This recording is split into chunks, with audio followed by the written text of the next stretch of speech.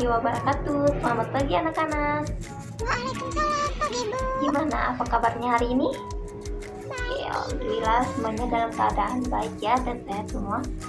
Nah, sudah siap Kak belajar pada hari ini? Siap Ibu. Siap dong ya.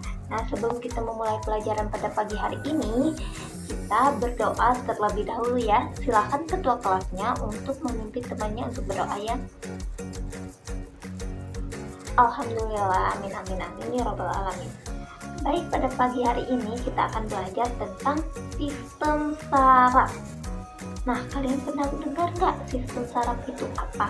Ada yang bisa menjelaskan? Tidak tahu Ibu. Baik, akan Ibu jelaskan ya. Jadi sistem saraf itu sistem yang terdapat dalam organ di mana terdapat sel neuron dan sel pendukung. Jadi fungsi sistem saraf pada tubuh kita sebagai penyalur informasi secara cepat melalui sinyal listrik dalam tubuh kita. Baik, Ibu akan memberi satu contoh agar kalian paham gimana sih sistem atau reaksi dari sistem saraf pada bagian tubuh kita. Baik, Ibu akan memberi satu contoh.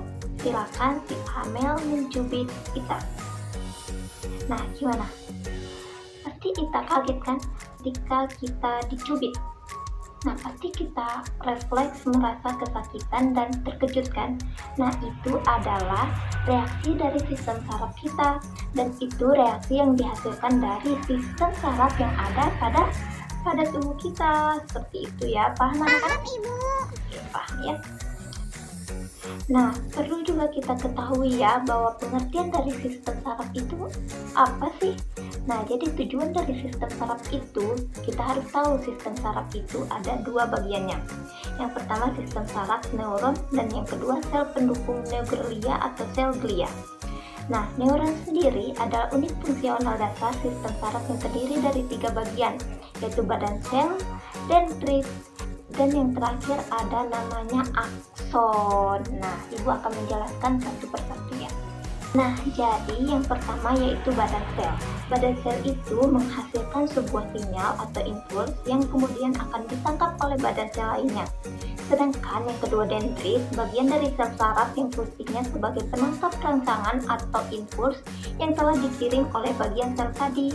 Nah, yang terakhir akson, bagian dari sel saraf yang fungsinya menghantarkan impuls kepada sel neuron yang satu ke sel neuron yang lainnya, yang kemudian akan direspon dengan gerakan pada tubuh kita seperti yang tadi sudah Ibu kasih contoh dicubit. Seperti itu, paham? Baik, selanjutnya ada jenis-jenis neuron berdasarkan strukturnya. Ada yang namanya anasonik, unipolar, bipolar, dan multipolar. Nah, jadi sel saraf yang pertama yaitu unipolar. Unipolar adalah neuron atau sel saraf yang mempunyai satu buah akson yang bercabang. Lalu selanjutnya ada sel saraf bipolar. Sel saraf bipolar adalah neuron yang mempunyai satu akson serta satu dendrit. Lalu yang terakhir ada sel saraf multipolar, yaitu neuron yang mempunyai satu dendrit dan akson yang bercabang. Dan ada juga jenis neuron yang berdasarkan fungsinya. Yang pertama neuron sensorik, neuron motorik, dan yang terakhir interneuron.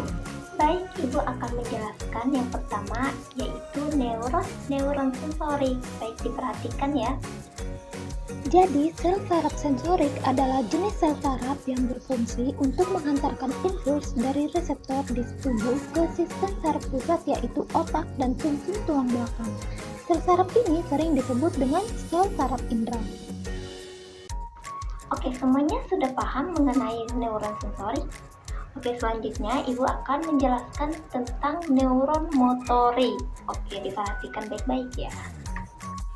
Jadi, sel saraf motorik merupakan sel saraf yang berfungsi menghantarkan impuls dari sistem saraf pusat ke sel otot atau kelenjar, sehingga tubuh akan menanggapinya dalam bentuk bergerak. Dan yang terakhir, kita mempunyai sel saraf konektor yang merupakan jenis sel saraf untuk menghubungkan sel saraf motorik dengan sel saraf sensorik, atau juga menghubungkan banyak sel lainnya yang terdapat di sistem saraf pusat. Bagaimana? Semuanya sudah paham? Sudah dapat dimengerti? Paham Ibu. Oke, hebat ya.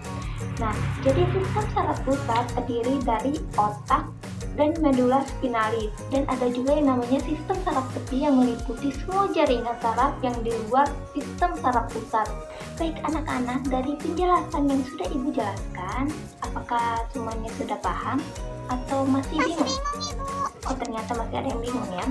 Sekarang Ibu minta semuanya untuk angkat jempolnya ke atas, lalu digerakkan.